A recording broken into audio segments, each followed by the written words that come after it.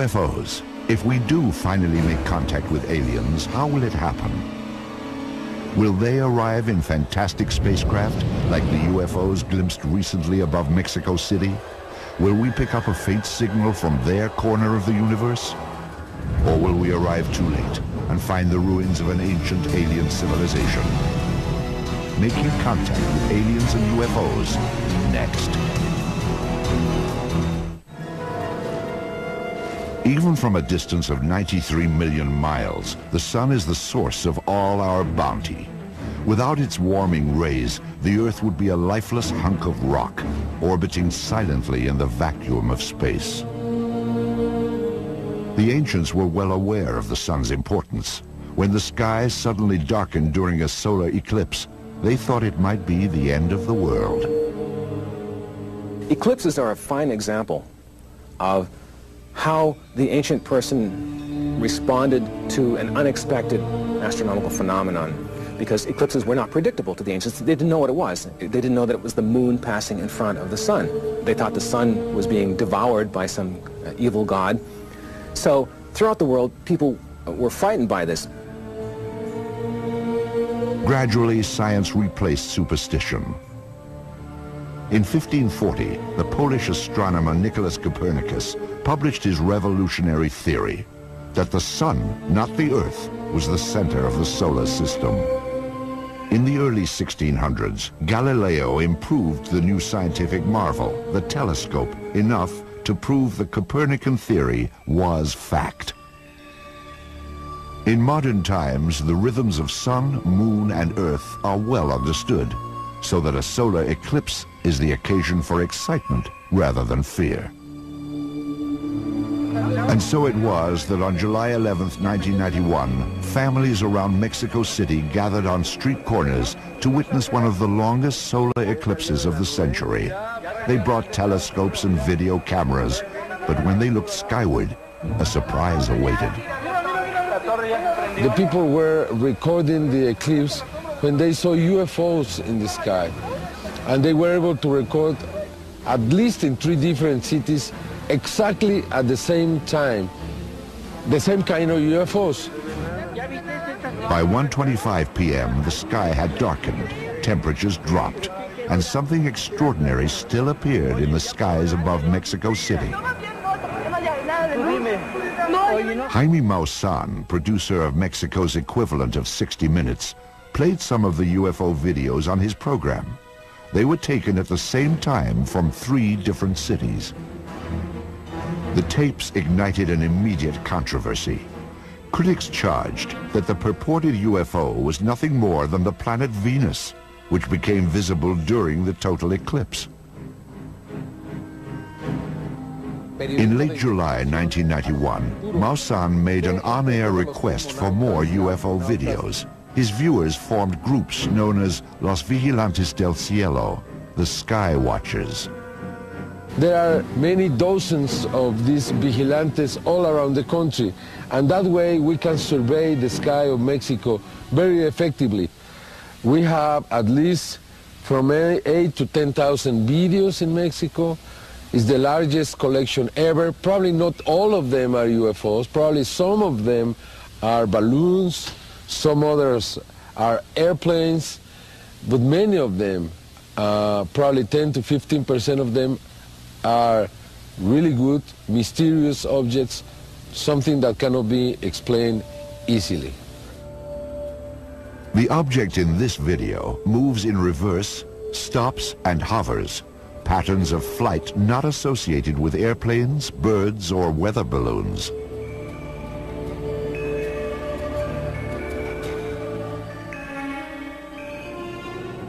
On September 16, 1993, Mexico's Independence Day, a shimmering silver object seems to fly near a squadron of military helicopters that appeared in formation over the capital.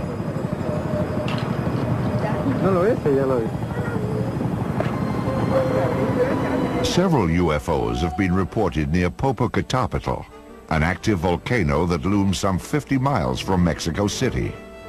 The government keeps this camera permanently trained on the volcano, watching for eruptions. In June of 1999, it snapped this picture of a UFO. Some of the Mexico videos show large clusters of objects hovering in the sky. These formations resemble those filmed in the United States during July of 1952. However, no scientific comparison has yet been made. We have basically a mass of seemingly good evidence that has yet to be sifted through by UFO investigators. It's too soon to tell whether or not videos were taken of actual UFOs, whatever they are, or whether some of these things are just hoaxes or, things showing planets or airplanes flying by. We need more research into these particular sightings. Some of the Mexican videos seem to be unexplainable at this time, but I won't go so far as to say that proves they're flying saucers. There's a difference between, I don't know what it was, and, oh, it's an alien spacecraft. I never make that leap. It's inappropriate to make that. What were its characteristics that rule out conventional explanations, even if you don't know what it was? Of all the UFO episodes in Mexico, few caused the pervasive excitement shown in this video. The tape was made during an unprecedented multiple sighting, perhaps the most widely witnessed UFO incident in history. In January 1st, 1994, Mexico City, the whole city stopped. I mean, stopped. People were driving cars and they stopped the car to look to the sky, and millions saw UFOs. This was in every newscast, in the television, in the radio. This news was reported in every single newspaper in Mexico City. An incredible event. An event that would demonstrate the presence of these objects, especially in this country. What is amazing for us, the Mexicans, is that nobody else around the world knew what happened in Mexico. The wave of sightings, ongoing since 1991, is notable for both the astonishing number of videos it has produced and the willingness of Jaime Maussan and other journalists to treat the matter seriously. I thought about it in 1991, if I wanted to do this, if I wanted to get involved with something so controversial as UFOs. But the truth is the truth. And if you like the truth, you go behind the truth. It doesn't matter how risky it is. And as a journalist, I want to have the big scoop of all times. And this is the biggest scoop of all times. It's risky, yes, you have to have courage. Yes, you have. But I think it's worth it. However, according to at least one researcher, Mexico's UFOs are not the ultimate journalistic scoop, but byproducts of geological forces as old as time.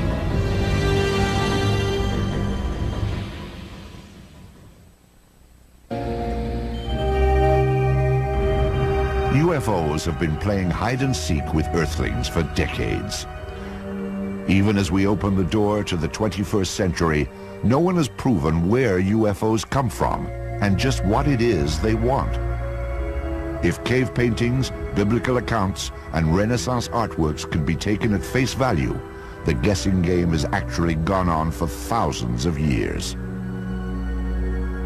But some investigators have advanced a fresh theory to explain UFOs. Simply put, they are not objects from outer space, but a whole spectrum of luminous phenomena that originate within the core of the Earth itself. The Earth is a massively complex laboratory. There are an infinite number of forces that are interacting, and we really don't understand those as yet in any great depth. And the Earth does produce lights. It has its light show. And I think they're older than the human race. They belong to the very body of the Earth. Among these exotic natural wonders are earthquake lights and ball lightning. Scientists believe that earthquake lights occur both before and after tremors, when gas released from within the Earth suddenly ignites and shoots sparks into the atmosphere. Ball lightning is believed to be an accumulation of static electricity that not only becomes visible, but is also capable of moving in the air and along hard surfaces. To those who have studied UFOs, however, even the most spectacular natural phenomenon can only explain a few unidentified flying objects. When you look at the range of UFO reports that have been made over the years, and thousands, presumably some small fraction of them, if they're under the right conditions, in the right place at the right time, some of these kinds of phenomena have to be considered. But by and large, from what I've read and what I've seen, they don't really fit. In this ongoing debate, another type of naturally occurring luminous display is often cited to explain UFOs. They are known as Earth lights. The characteristics that probably distinguish Earth lights from earthquake lights or ball lightning are that they tend to last for longer. And they often haunt particular areas like a valley, like a mountain. In China, for example, Mount Wutai Shan and Mount Omai, there are temples that have been built specifically because light phenomena occur there. And the people who built the temples thought these lights were an expression of the Dharma. But that indicates to you how long lights were seen in that area, centuries. Despite such ancient traditions, no one can explain exactly how Earth lights are created. We are testing theories. And one of the strongest contenders is that tectonic stresses in the Earth through the Earth's geology, not necessarily related actually to an earthquake, though it can be, that these stresses produce tremendous force fields, and that through whatever mechanisms we don't really understand yet, plasmas are produced. Proponents of this naturalistic theory suggest that plasmas, luminous clusters of charged particles, explain even the most well-known UFO sightings. And I should also say, if we go back to Kenneth Arnold's flight over the Cascade Mountains, he saw 9 objects of light. And at that time, the Cascade Mountains, which we know are tectonically volatile, they were building up to their largest earthquake ever recorded at that time. On April 4th, 1949, Seattle, Washington crumbled under the impact of that earthquake. However, it hit more than 18 months after Kenneth Arnold's sighting. Could there have been a link? Sounds good. Yes, luminous phenomena produced by earthquakes. Yes, people see sometimes luminous phenomena around flying saucers. Fine, that doesn't make a cause and effect connection at all. Yet according to the Earth lights theory, masses of plasma do exhibit some of the distinctive qualities of UFOs. The interesting thing about these plasmas is that at night they will shine. They will be your lights in the sky. But in daylight, a plasma can seem to reflect light and look metallic.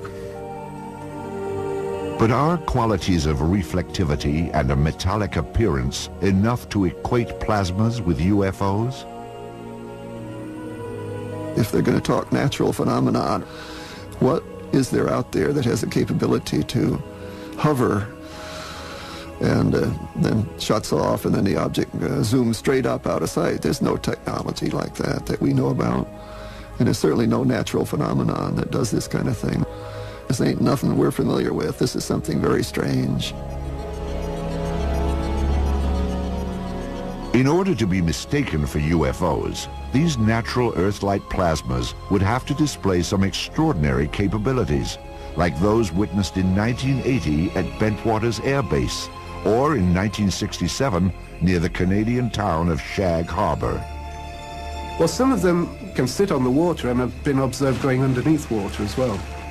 Some just come out of the ground, that's where they come from initially, and some of them will just sit there, or some will flash off over the hill and come down again, earth themselves again. According to its proponents, the Earthlight phenomenon is the best and the only explanation for UFOs. I think if we understand Earthlight and all the range of phenomena associated with them, quantum physics and plasma physics will literally take a quantum leap. They will literally move ahead a decade, probably one fell swoop. Still, UFO researchers point out what they see as a fatal flaw in the plasma Earthlight theory. We have to look at the characteristics of the earthquake lights or the plasmas or ball lightning or any of these things. How do they move? What color are they? What size are they? These are important considerations. Then look at the same data for UFOs. Well, the typical even landed saucer is 10 to 30 feet in diameter. These plasma phenomena are literally this big. So it's the careful consideration of what are the characteristics. If you're trying to explain this with this, they have to match.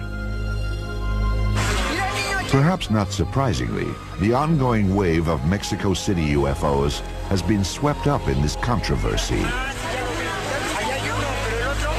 Many of the mysterious lights appeared in the vicinity of the nearby volcano, Popocatépetl. It is a matter of record that the long-dormant volcano suddenly became active, precisely at the time the sightings began. During a research trip to Mexico in August of 1999, Paul Devereaux visited the ancient city of Teotihuacan, some 50 miles from the volcano, and theorized about the connection.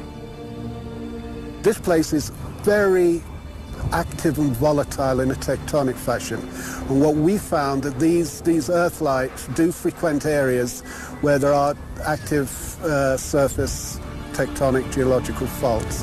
And this is a prime location for that phenomenon to occur.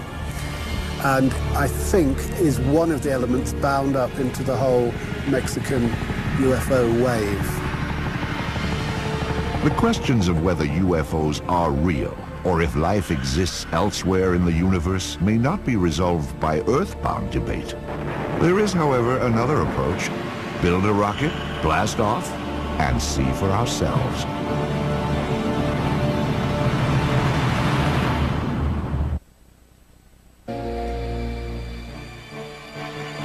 Ancient civilizations who weren't yet blessed by the invention of electricity enjoyed at least one compensation.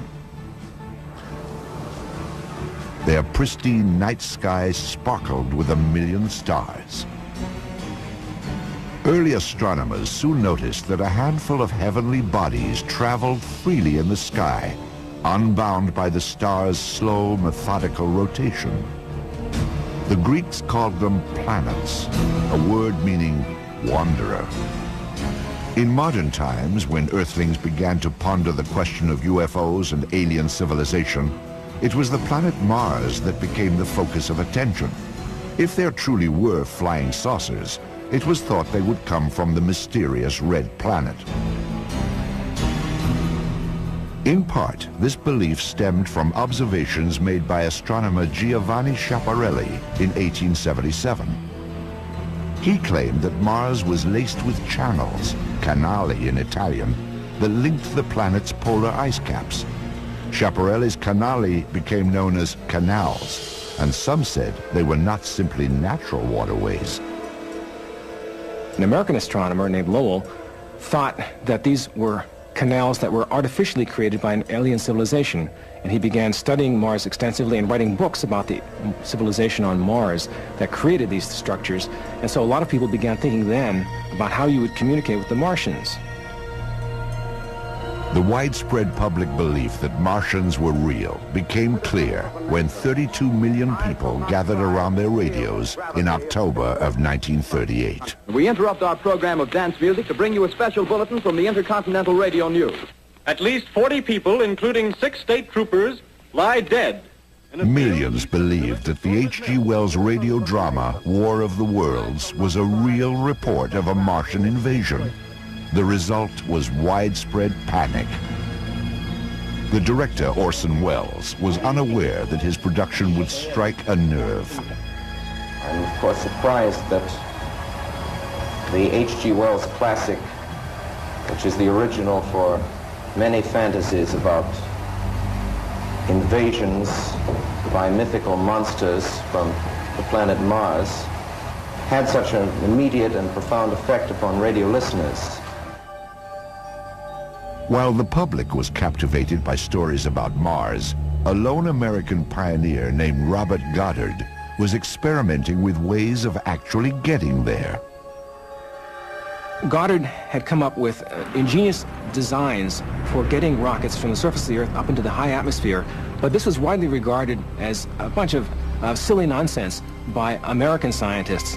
However, in Germany, he had some fans, people like Werner von Braun, who were reading his research, and they then were inspired to implement his designs and improve upon them in Germany, and this led during World War II to the development of the V-2 rocket, which is the predecessor for basically the American and Russian space programs.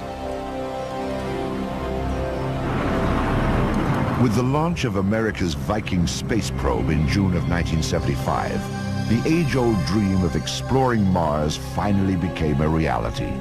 A vehicle known as a lander actually touched down on the surface of Mars July 20th, 1976. The Viking mission showed that the surface of Mars is pockmarked with craters, like those on Earth's moon. There were also some indications that life may have existed on Mars in distant times.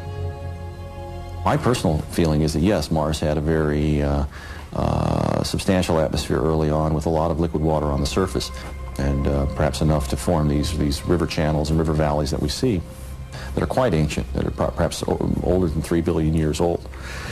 So the issue of the ancient climate of Mars is an important one for the issue of whether life could evolve. I think you can start to persuade yourself that the possibility of life could be somewhat reasonable, actually, and particularly if you accept the postulate that if life can't exist, it will exist. The life on Mars debate heated up again with the release of this picture, taken by Viking on July 25th, 1976. It appears to show a giant monument, a mile-long structure that resembles a human head. It became known as the face on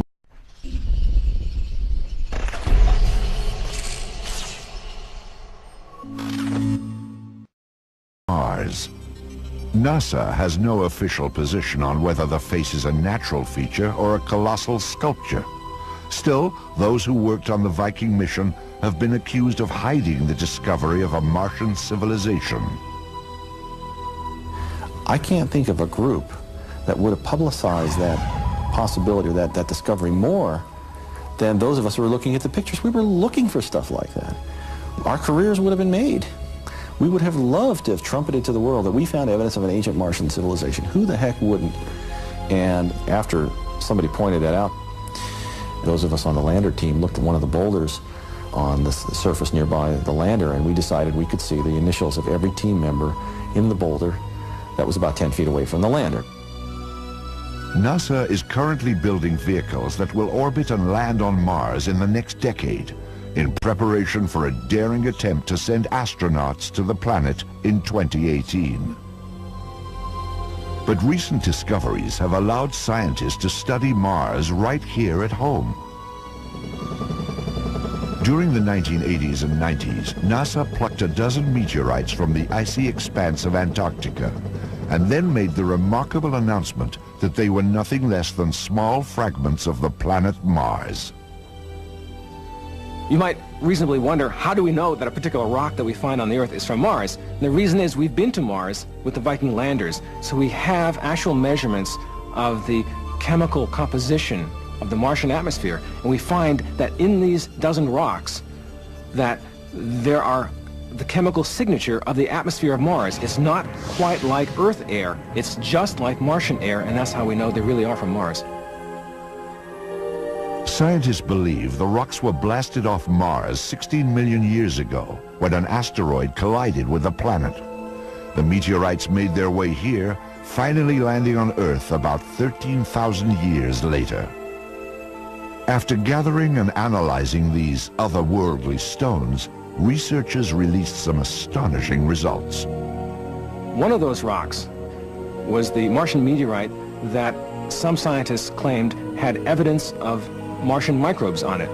This has been greatly debated among scientists, and I would say today the consensus is moving in the direction of skepticism. That is, most scientists who've looked at the question think that the little objects that are seen under the microscope are probably not from living things that were produced by some non-biological process. But there are still a few scientists who find evidence in the chemistry and in the structure that maybe these were microbes after all. So it's still an open question. And the important thing out of all of this is not so much whether these particular meteorites have actual biological material in them, but it's opened people's minds to at least accept the possibility that this may be something that could occur, and has opened this area for legitimate study. Jupiter's frozen moon, Europa, may also be able to support life. In 1996, images transmitted by the spacecraft Galileo showed that Europa has an ocean containing more water than all of the Earth's oceans combined. And according to scientists, where there is water, there can be life. There could be volcanic activity down under a liquid water ocean, and it's possible even that that volcanic activity is helping to keep that liquid water layer there. If that's true, then you can start to think about biological systems that relate to the kinds of systems we have on the Earth. It's all highly speculative, of course, but it's the kind of thing that drives us as scientists to want to know more about a place like Europa. Ultimately, these interplanetary missions bolster the theory that life is not unique to Earth, a fundamental assumption if UFOs are to be taken seriously. I think it strengthens the hand of the people who believe that life is fairly commonplace within the galaxy and within the universe, because now we don't have just one example, we've got two or more examples nearby. So that's why this becomes of profound importance, perhaps one of the most profoundly important things that man has ever done. Despite the promise of discovering life in distant galaxies, current rocket technology may put the brakes on expeditions into deep space. It would simply take too long to get there. The Voyager 2 spacecraft was the fastest vehicle ever built by humans, but it still took 9 years to reach the planet Uranus, merely halfway to the edge of the solar system. To reach stars where life-supporting planets might be found, even Voyager would require a journey of 100,000 years. In the face of such daunting realities, science has come up with another way of reaching out to alien civilizations. Aim a hypersensitive radio antenna to the heavens and hope to strike up a long-distance conversation.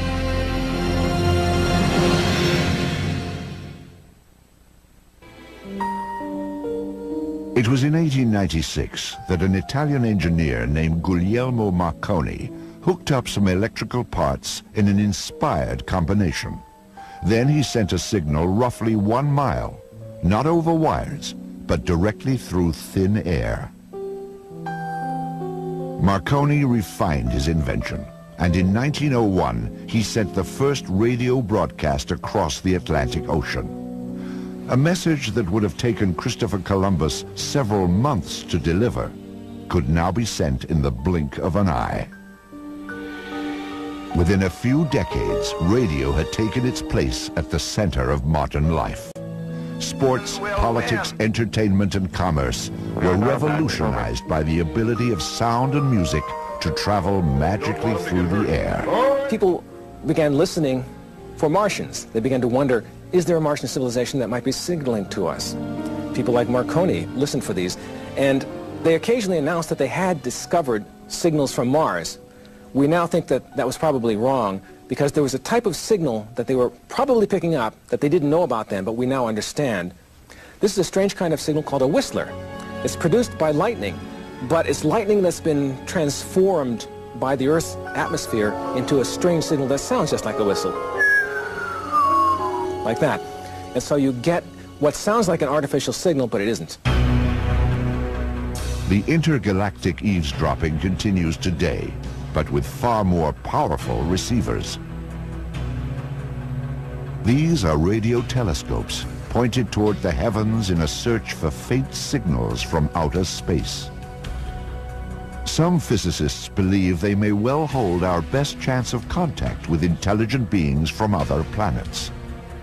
At Harvard University in Cambridge, Massachusetts, Earth's most sophisticated detector in the search for life in outer space is being updated in a laboratory. It will look for answers to one of humanity's oldest questions: is anybody out there? The project is headed by Dr. Paul Horowitz. First and foremost, for a signal generated by an intelligent species somewhere else, we have to guess what kind of signal that might be. First of all, is it light? Is it radio waves? Is it particles? Best guess is it's radio waves. Best guess amongst the radio wave possibilities are microwaves. What kind of signal there? It's anyone's guess. Some people believe a carrier, a single long transmission, a transmitter left on, probably saying nothing, just saying I'm here. Of course, radio has been around for over 100 years, but only in the last decade have computers become powerful enough for SETI, the search for extraterrestrial intelligence.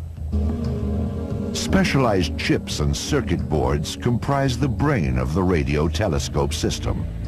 It will process the stream of signals captured by a giant antenna. Our search uses an 84-foot steerable radio telescope. Looks like a backyard satellite dish, but much bigger. It can collect rather weak signals and concentrate them at the focus. There we have some very sensitive amplifiers, the best that can be made these days, to strengthen that very weak signal. The tiny signals will be transmitted through cables into the control room, where an array of computers will sort through the cosmic noise, looking for a deliberate signal, a sign of intelligent life.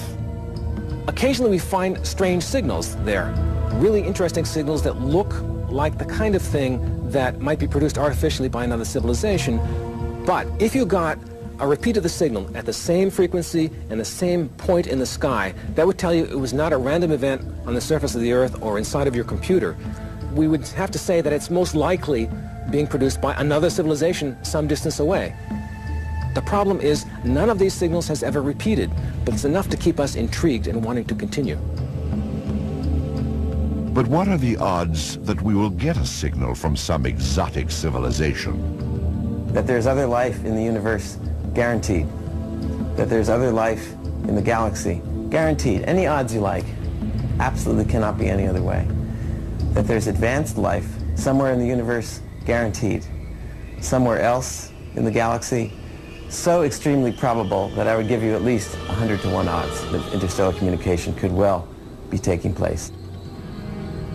Even with these unbeatable odds, the quest for radio contact faces at least one possibly insurmountable obstacle. A lot of people, both scientists and people who are critical of SETI, have said maybe an advanced civilization would use some equipment that's far beyond anything we could possibly know about, and so SETI isn't even worth doing. And that's possible. It could be that there's some technique for communicating across the distances between stars that we have no conception of and we will not be able to do for 1,000 years. But they probably thought about this too. And they probably went into their museum and they said, what did we use 1,000,000 years ago in the primitive part of our civilization to communicate across distances? And they said, oh, there's this thing they used to call radio. And that's what we could use if we wanted to communicate with a primitive civilization that doesn't know the advanced stuff that we know. So I'm hoping that they're using the galactic equivalent of Boy Scout technology to send a signal that a civilization as primitive as we are could detect. If such a scenario plays out, we may be able to achieve distant rather than close encounters with extraterrestrial beings. Dr. Horowitz believes that one day, SETI will indeed receive a message from other intelligent life in the universe. And this will be quite an event. This will be the first bridge across 4 billion years of independent life start and evolution. It'll be the end of Earth's cultural isolation in a galaxy and a universe containing surely millions of other civilizations. It will be without doubt the greatest discovery in the history of humankind. Until that broadcast is received, we remain the eyes and ears of the universe, ever alert for a tiny signal that tells us we are not alone. However, during the 1980s, some UFO researchers came to believe that there were abundant signs right here on Earth that visitors from outer space had made contact. The clues were the so-called crop circles, large and often intricate patterns carved into fields of grain across Britain. Crop circles were connected to the UFO phenomena beginning in the early 80s, soon after they appeared in England, because people figured round marks on the ground, gee, they're like UFO traces that UFOs have left before, so why not UFOs causing these things? Because they are mysterious, they can't seem to find the source of them. These mysterious forms began to appear in Bratton, Wiltshire, England, around 1980. Farmers here called the simple shapes corn circles and wrote them off as a quirk of nature. But the months and years that followed brought an explosion of new sightings. Crop circle magazines soon emerged to publicize the elaborate and beautiful patterns that were now visiting other crops. Researchers who call themselves cereologists stepped in to catalog these strange patterns and discover common traits. But are crop circles evidence of alien visitors? To solve the mystery, a commercial film company in England undertook a nighttime stakeout of a cornfield in Wiltshire in 1991. It was here that filmmakers made a startling discovery. Thermal imaging equipment revealed the faint outline of humanoid shapes moving in a circle. The shapes were in fact quite human. They belonged to a pair of Englishmen named Doug Bauer and Dave Chorley. Doug and Dave claimed responsibility for dozens of the complex patterns that had caused so much mystery. Many circles, the twosome pointed out, were even signed with their initials, D and D. The circles that we created in 1978 with the standing walls of corn as if they'd been cut out of pastry with a knife, they were our doing, and we started it way back in that time. However, numerous crop circles have now been observed in Canada and the United States, in addition to those that continue to appear all across England. Doug and Dave didn't make those. They would have to have been lickety-split all over the planet. Having said that, that doesn't mean I find a UFO connection. There really aren't any good cases of people seeing the saucer making the crop circle. It's another one of these interesting anomalies that should be studied at the university level and isn't being. Even without crop circles, most UFO researchers believe that unexplained photos and irrefutable eyewitness testimony make the case that UFOs are real and visiting Earth with alarming regularity.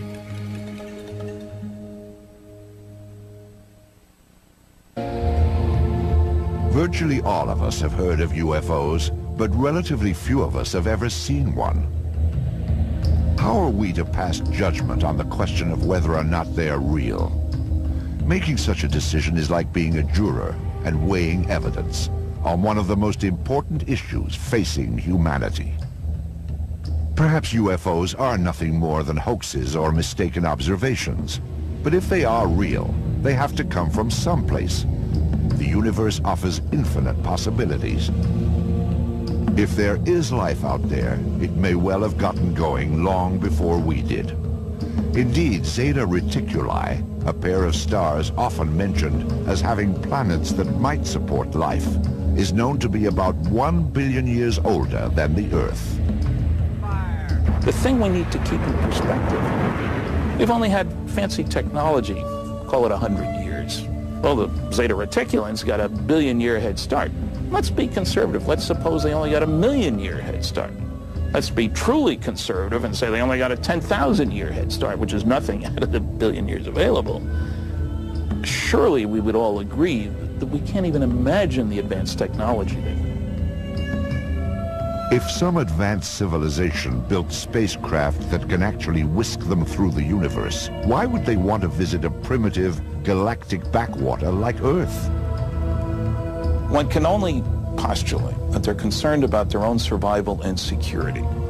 At the end of World War II, there were 3 signs visible to any alien visitor that soon this primitive society whose major activity is tribal warfare would be bothering them.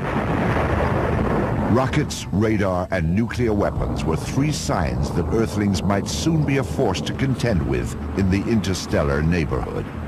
If there are other civilizations in the universe, perhaps they felt the need to keep a watchful eye on potentially threatening developments here on Earth. There had been many, many sightings over air bases in the West, over classified atomic installations. They were not just randomly distributed, but they did seem to concentrate, at least in the early years, on places where experimental research was being done, this kind of thing. Statistically, astronomers know that there's life out there somewhere, and the chances of it being intelligent life is debatable, but it's possible that somewhere in the universe there are creatures like us. Now, whether they're coming here is a very tricky question because we don't have the physical evidence. We don't have the chunk of saucer in our hand, and abductees haven't brought back a towel from the Zeta Reticuli Hilton. We don't have any of the good stuff that definitely proves that somebody has been here.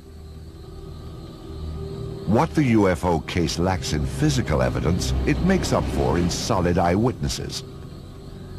The Air Force UFO investigations from 1948 to 1969 cataloged some 12,000 sightings.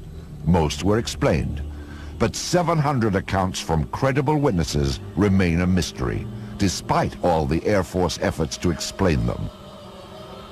They used all kinds of tricks to misrepresent what the results were, always focusing on only 700 couldn't be explained. Only? If I was looking for cures for cancer and I looked at 12,000 chemicals, would I say there is no cure because only 700 worked? The point is to find one. But even accounts from seemingly unimpeachable eyewitnesses are not enough, at least when the subject is UFOs. When you get down to it, what we have always is a story. I saw something. I saw a light in the sky. I saw a crashed flying saucer. And a story is mythology. It is not in and of itself proof. Yet videos and photographs add powerful support to eyewitness accounts of UFOs. Many photos have been examined by experts who have found no evidence of fraud or alteration. However, if it can be proved beyond a reasonable doubt that UFOs are real, we have only unleashed a new problem. The UFO phenomenon is a great challenge to our intellect, but even more, it's a challenge to our humility. That mankind likes to think he's in control. And if we take this subject seriously, we realize we're not. And I believe that mankind, across cultures, is fundamentally in psychological denial on this subject. We don't know how to cope with it emotionally. We can't even begin to grasp it intellectually. Perhaps UFOs will one day be revealed as top-secret fighter planes, more advanced and alien-looking than the F-117. Or UFOs may prove to be nothing more exotic than birds or weather balloons, as laughable as our ancestors' belief in witches and sea serpents. Of course, it is entirely possible that UFOs are exactly what they seem to be. Alien aircraft from parts unknown. For the time being, at least, the truth about UFOs is in the eye of the beholder.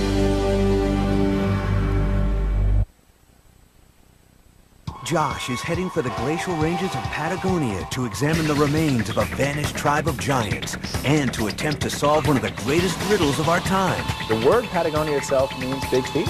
Who knew? The Giants of Patagonia on Digging for the Truth, tonight at 9 on the History Channel. That's huge.